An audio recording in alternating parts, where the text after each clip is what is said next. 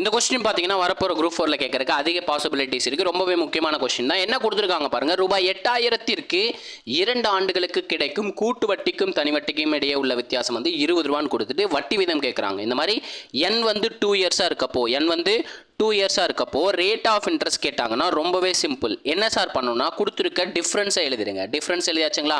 Next n வந்து 2 இயர்ஸ்னால 2 time 100ஆல் multiply பண்ணுங்க.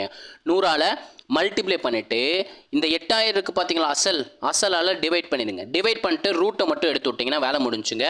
2 0க்கு 2 0 கட்டு, 1 0க்கு 1 0 கட்டு, 1 2 2, 4 × 2 8, 1 4 4, 25 × 4 100. அப்போ √25 வேல்யூ தான் நமக்கு ரேட் ஆஃப் இன்ட்ரெஸ்ட்டாக இருக்க போது.